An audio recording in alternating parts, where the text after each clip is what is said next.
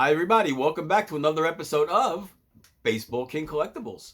I am the Baseball King, and here I am giving you another episode of my journey. For you newcomers out there who've never been seen me before, it's basically just a life story of mine, and I'll take you through my collection, one story, one card, one photo at a time. So that's what we've been doing here for the last couple of weeks, and we're so glad you could all join us and come back again.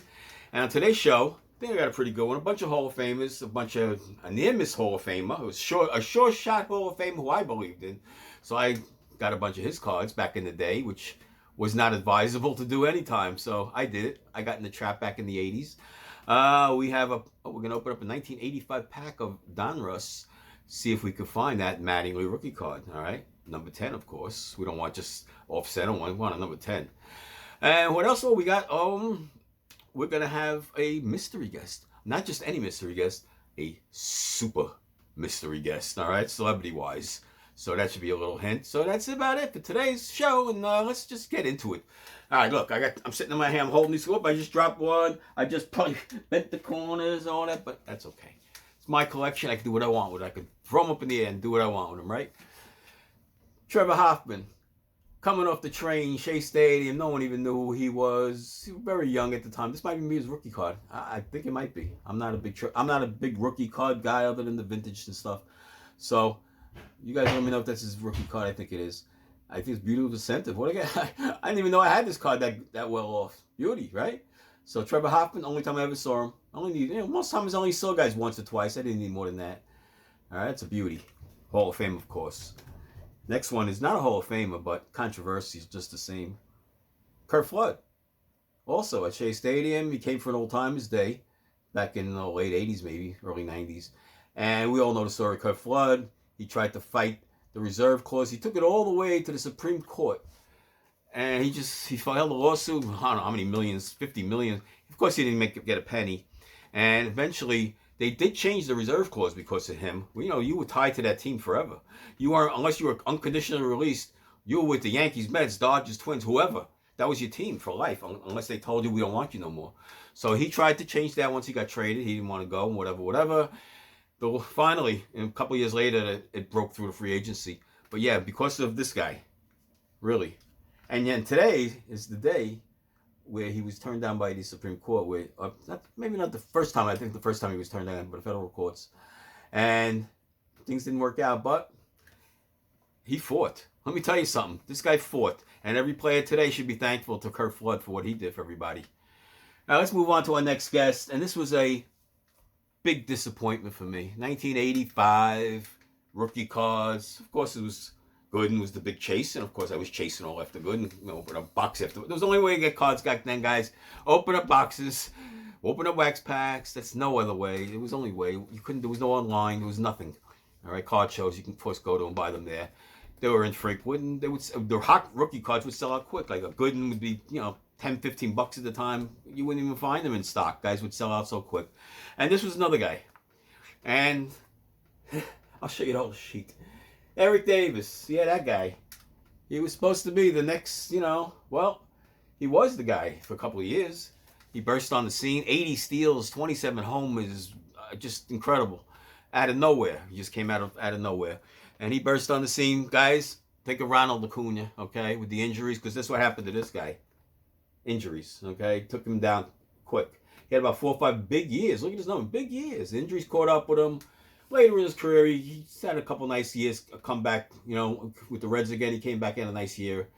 And a couple other years, tail end of his career with Baltimore, I think he had a nice year.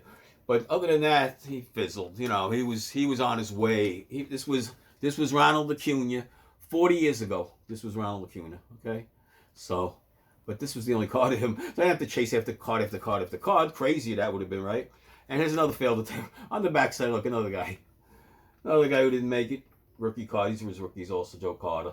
You got to make the attempt, of course, but it doesn't pan out, guys. It really, very rarely pans out. It doesn't. Thankfully, I have those cards that did pan out, like those Ryan rookie cards I showed you the other day, the Twins. So also Eric Davis, speaking of Eric Davis, there's the Beckett. Nice one, beauty, right?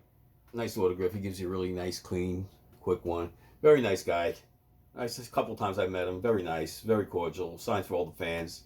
And he was a big shot, big star at the time. He wasn't just Eric Davis, washed up, running around. I won't even say washed up. He had injuries. He was a good player. He just had a rough late career because of the injuries. But this guy was destined. Hall of Fame all the way. This guy would have been a first-time ballot. But, like I said, Ronald Acuna, remind you?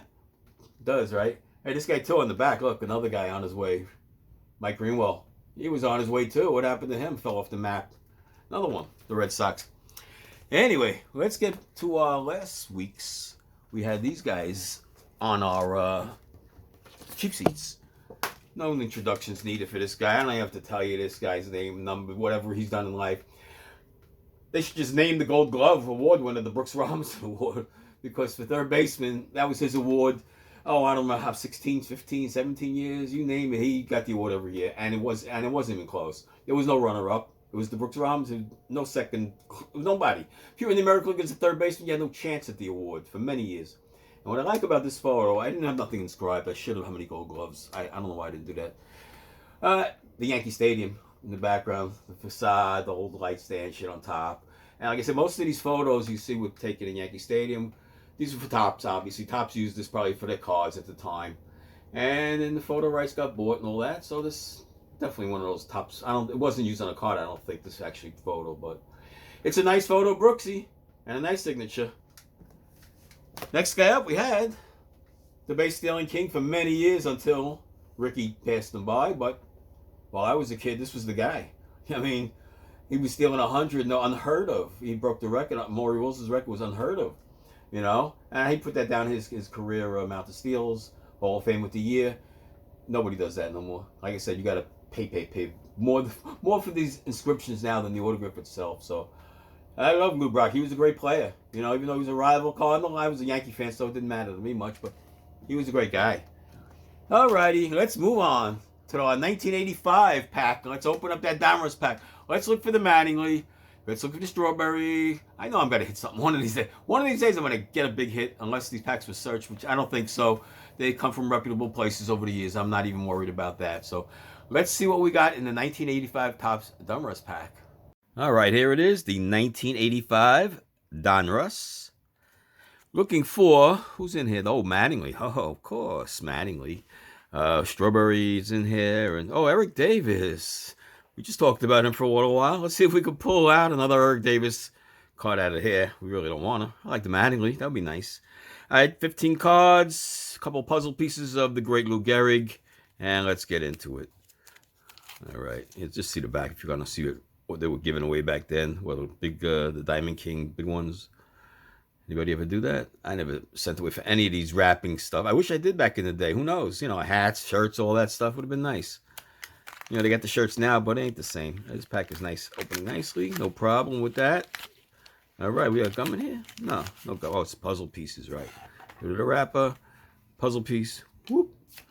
And we start out with Mike Lacoste. Peter Ladd of the Brewers. Nice hair. Huh? Look at that hair. Bruce Hurst. Good lefty with the Red Sox. Davey Lopes. Long time been baseball. This guy was in baseball 40 years as a coach and player and all that. Real good guy. Rich Dower. Larry Gura. Tough lefty. Killed the Yankees. Oh, tough. Andy Van Slyke with the Cardinals. That must be his rookie card. That's a good one, I think. Let's take a look at the center. Yeah, not bad, not terrible. We'll put that aside. Who do we got? The Diamond King. Of course, it's Mike Marshall. Nobody good, but Mike Marshall had a nice little career. Dave Smith. Nice. Astros. Lance Parrish. Al Jones. Bruce Bereni. Don't want to pronounce anybody's name. Jose Rijo from the Yankees. That's probably his rookie card also. No value to it, but nice one. Yankee. My Yankee collection.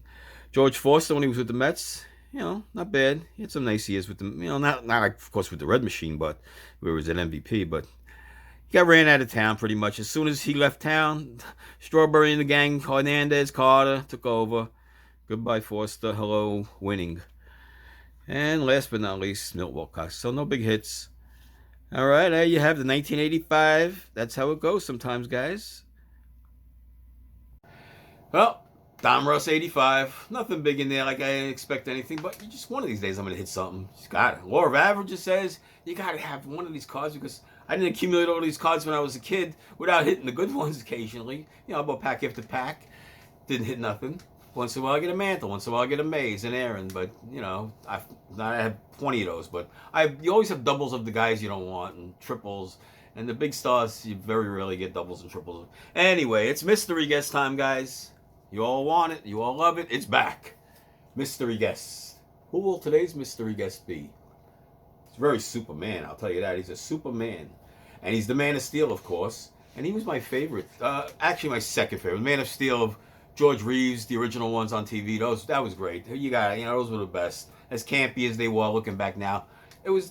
I think as a kid they were great. But the second favorite was this guy. Got the letter of authenticity, and it's Christopher Reeve. He was my second favorite. He was my favorite movie actor as Superman by far. He really did a good job. Here's a close-up of his autograph. Really nice guy when I met him. Tragically happened, you know, before he tragically had that injury. Fell off a horse and was never the same. And, you know, couldn't sign even. So for many years he was alive, but wasn't the same. He couldn't act no more. He did little roles here and there. There's the certificate. You know, like I said, for anything major, like this is a major piece on Christopher Reeve on a Superman. This is a good piece value-wise. So I have to get this certified. Otherwise, it's know what it's worth? Nothing. And you know what it's worth right now? Actually, what it's worth, the value right now? It's worth nothing. Why? Because I didn't sell it. It's my. What's it giving me? Is it paying my bills? No. Is it buying me clothes, putting food on my table? No. It's worth zero until I sell it. I'm never going to sell it. So it's worth zero. It's just worth it to the collector as a hobby. You guys stop looking at things value-wise. Your collection is worth zero until you sell it. All right? There's no value. And if you're not selling it, it's going to stay zero value, okay? That's just the way it is. It's a hobby, guys. Hobby first. Hobby first. Keep that. So with that in mind, we're going to wrap things up here, and we'll see you next time on Baseball King Collectibles. Oh, you forgot to subscribe and like and all that. I know that because I haven't seen the subscription go up. I'm stuck at 91 subscribers, guys. Get a move on it. Hit the bell. Hit the subscribe. Let's do it.